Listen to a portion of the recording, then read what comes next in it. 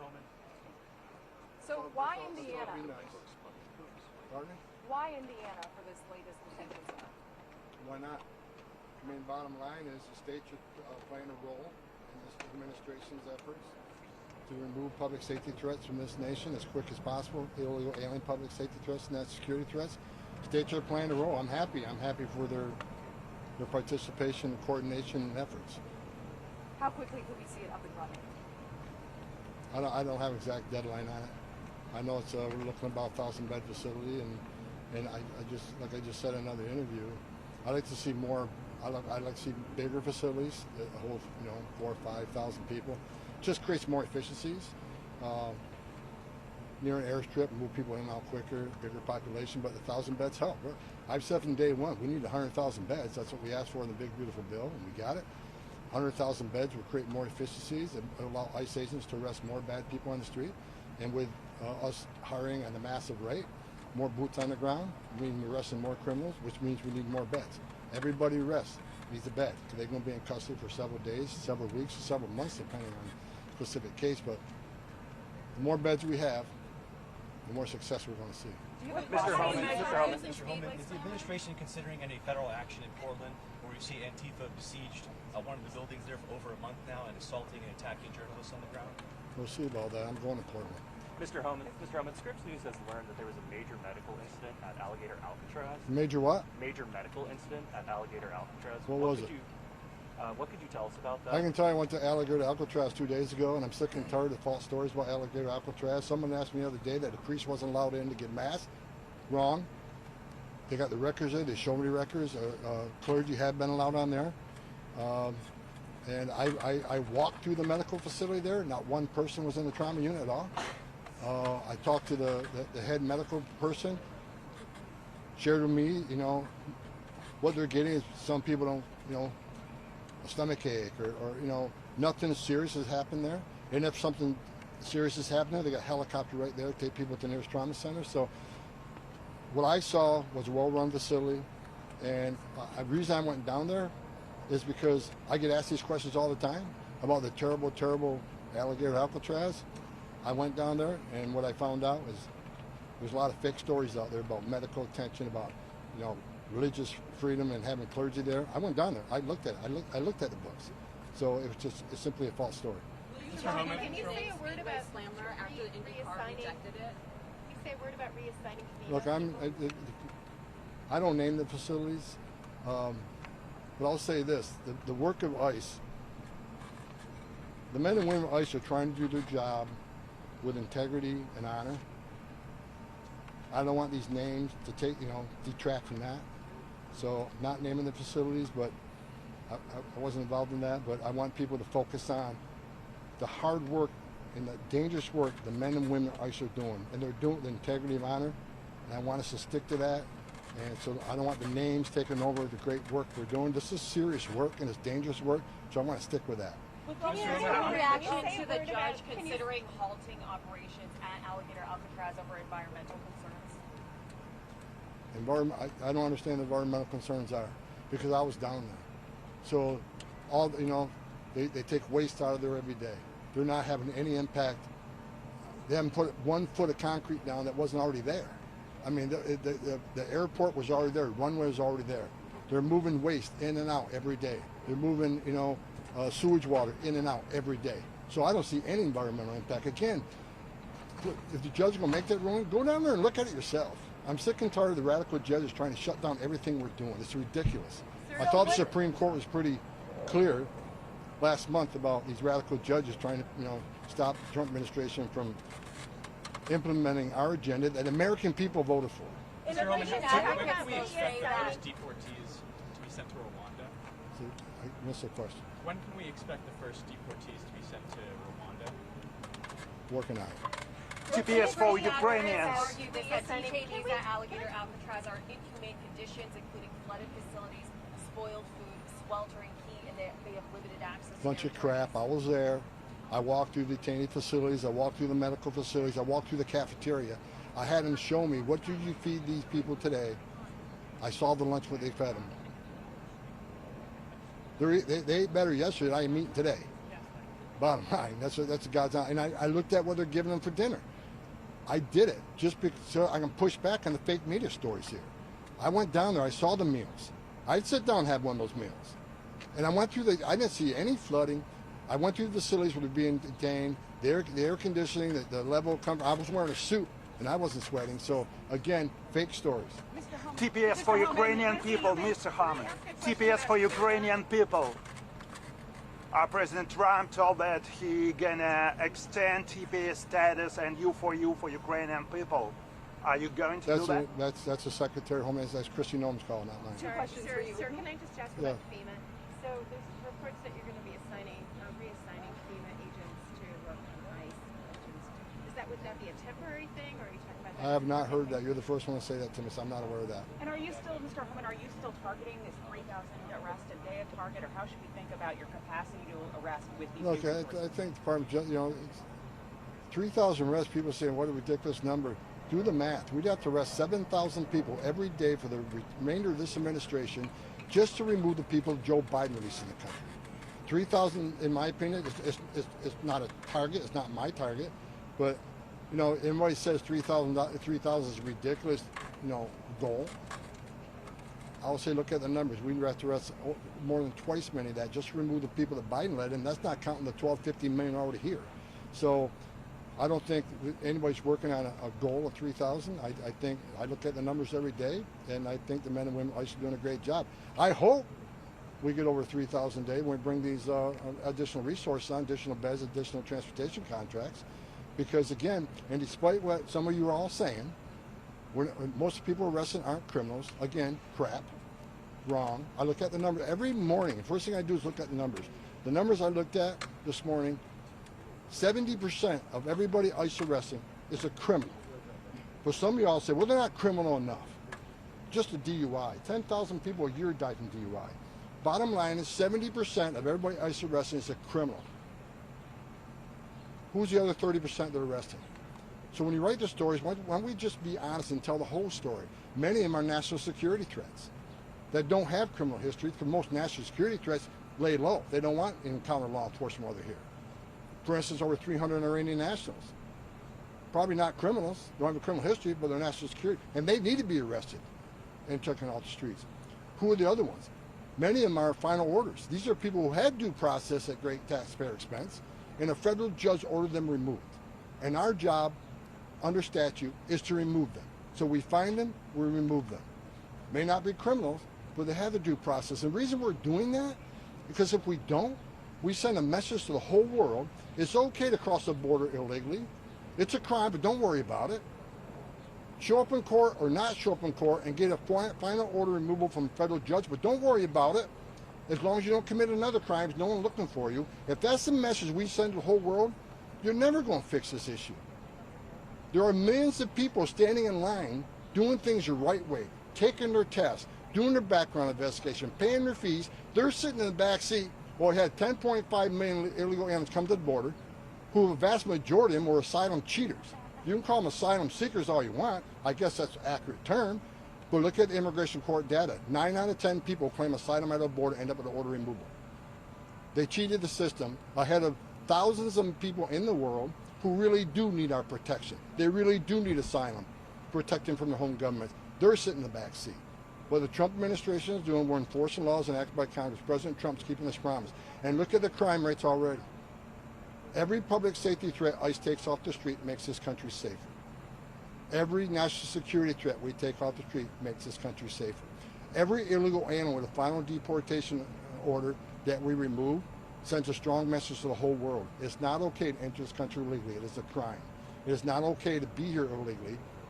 And if you're here illegally, you got a problem. You should be looking over your shoulder. It's not okay to be here illegally. Like it wouldn't be okay for me to be in any other country illegally. We're enforcing the immigration law. That's what the American people put President Trump in the Oval Office for. President Trump's success on the border is unprecedented. We've got the most secure border in history of the nation today. I've worked for 6 presidents, starting with Ronald Reagan. No one has come close to the success of the Trump administration on border security. And I looked at the numbers this morning. Again, over 300,000 repatriations since January when President Trump came in office. Do the math.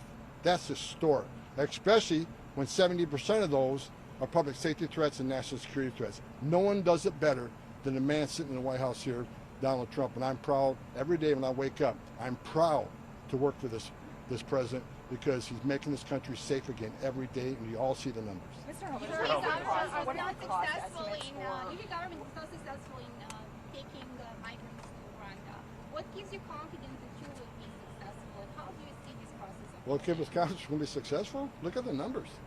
You've never seen numbers this good.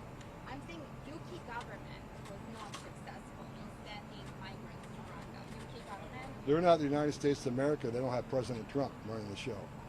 Sir, are there any Farm plans? workers. The president said in his interview with CNBC that he wants to work with farmers to help them with their labor needs. So we're sending back migrant farm workers back to their countries and then with the past back in legally.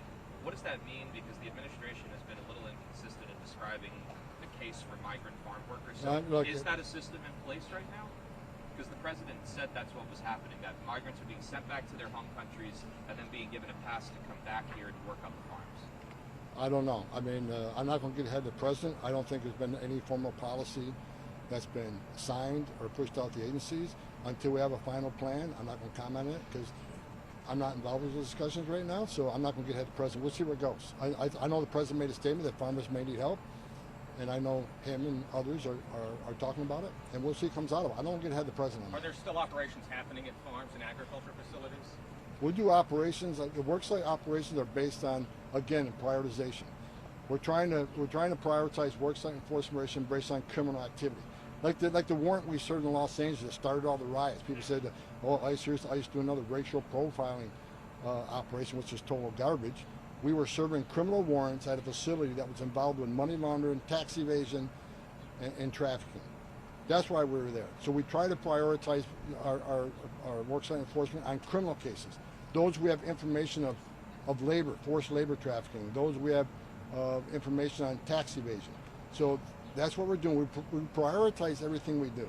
So if there's a hotel that we know there's criminal sex trafficking or criminal labor trafficking, or someone's being abused, someone's at danger, we're going to investigate. Mr. Homan, what are the cost estimates? Mr. Homan, what are the cost estimates for this detention center in Indiana? Who came up with the name? And also, how much is this going to look like Alligator Alcatraz?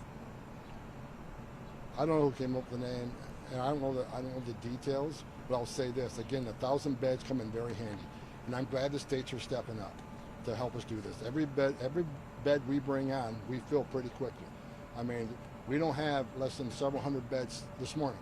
We'll fill them by tomorrow morning. So the more beds we bring on, and look, I'll say it again, I am happy that governors are stepping up wanting to help with this, because interior enforcement is their responsibility too.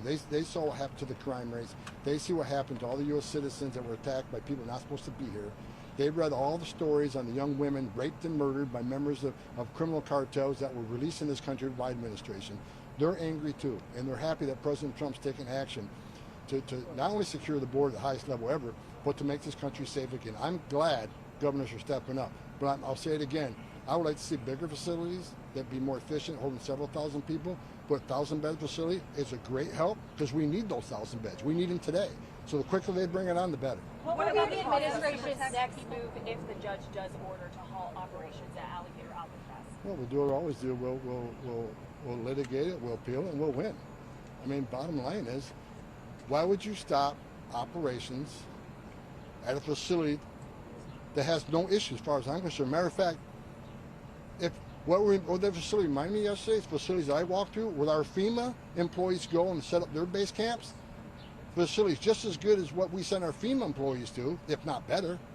There's no issues with Alligator Alcatraz. And I can say that comfortably because I was there. I was just there the day before yesterday. I saw it. I walked through it. I walked through every square foot of that facility. Again, the detention facility, where they prepare the food, the medical facility. I got a briefing on all the SOPs on if a hurricane comes, what are the plans for evacuation? I mean, where do you put the most significant criminals compared to the lesser criminals? They got it covered, and I think it's a good facility. I didn't see a single issue, and I was there all day. Tom, can you update us on the hiring process? How many more ICE agents you need, and are you getting a tick? We have no problem recruiting. We got record numbers. Border Patrol has a record number of people want to become part of the Border Patrol. Overwhelming number. ICE the same way. I've shared this a couple weeks ago. I actually used to have a LinkedIn account, and I had to shut it down because I had thousands and thousands of people reaching out to me, whether they're just got out of the military, whether they're police officers in the counties and cities, or retired ICE agents, retired border agents, your average Americans. I mean, I love them all for wanting to come part, but it shut me down. So there's no lack of men and women that want to come and join this administration because they've seen the great things this administration is doing. Is the administration at all concerned that ICE is recruiting techniques? The what was? The age cap limit for officers to join ICE. It's no longer 37. People go over 40 now. Yeah, I think it's a good thing. I mean, I'm 63 and I'd love to put a badge and gun on and go out there and do these things. I mean, bottom line is you got a lot of patriots, and I think the age limits are decades old, and we need to look at that. But just because if someone comes in and they're 55, maybe they can't carry a badge and gun, they can certainly do administrative duties and help ICE. They can do targeting, they can do intelligence. Think then don't put them on the street with a badge and gun. So we'll welcome a lot of people to come, not just do law enforcement work, but do the other work that doesn't require a badge and gun. And when they do that work, that means the badge and gun that's doing that work can leave that work and go on the street and let the new guy sit there and do the job that doesn't require a badge and gun. Is the administration at all concerned that... Ma'am? Are there any plans to protect people here under DACA from deportation? President Trump, he's been clear on that, and you don't see, again, the prioritization speaks for itself. Public safety threats and national security threats. So that's what prioritization is. No one's prioritizing DACA. And like under the first Trump administration, he came up with a plan to fix DACA, and who shut it down? Nancy Pelosi and Chuck Schumer. It wasn't President Trump. One more question. The administration. Can you give us an estimate of how many people are using the CPD home app to self-report? I haven't looked at that recently. Last time I looked, it was about 7,000. Last number, and that was weeks ago. It was 7,000. But I think there's been several studies done. Over 1 million illegal aliens have left this country on their own. I think they're seeing a couple things. Number one, they want the ability to come back on a legal program. And then we said it before, if you get formally deported and we have to go find you and go through that whole process, there's a statutory bar on you ever coming back. Anywhere from 5 years to 20 years, depending on a specific case, sometimes never coming back. So I think the message the Secretary's been sending is, if you're in the country legally, go on your own and leave opportunities for the future. And and you can get your affairs in order, contact ICE, they'll get you a plane home. Once you get there, they'll give you $1,000, get you started. But that's the right way to do it, and I hope more people do it. Hey, Tom, real quick, Illinois Congresswoman Delia Ramirez this week has said she, born in Chicago to Guatemalan parents, said she's more proud to be a Guatemalan. I'll give you the exact quote. I'm a proud Guatemalan before I'm an American. Congressman Andy Ogles has said she should be deported over this. Should she face any consequences as a sitting congressman? I think what she said was disgusting, right? I mean, she's a sitting U.S. Congresswoman, citizen of this country. She's serving at the privilege of her state. Her voters put her in there. So I think her commitment should be to her state and the people that put her in that position. That should be her constituency. And I think what she said there was, in a veiled way, supporting illegal aliens from Guatemala here. And it's a veiled shot at ICE. Let's be serious what she's doing, right? But what she needs to know is ICE is deporting thousands of nationals of Guatemala every week. And we're going to continue that until every illegal alien from Guatemala is removed from this country. That's what the people voted for, and that's what we're going to do. It's unfortunate she said that. I wish she, it's ridiculous. Mr. Tom, I have a question for the Lebanese. Pardon? For the Lebanese that they are in the country, that they have temporary protected status in the country, and they are Lebanese and they are in the country. Should the community in the U.S. prepare for stricter ICE enforcement or for possible deportation if they are under temporary protected status? I'm not going to get ahead of the Secretary on that. TPS is her decision, not mine. Can Thanks, you expand Rwanda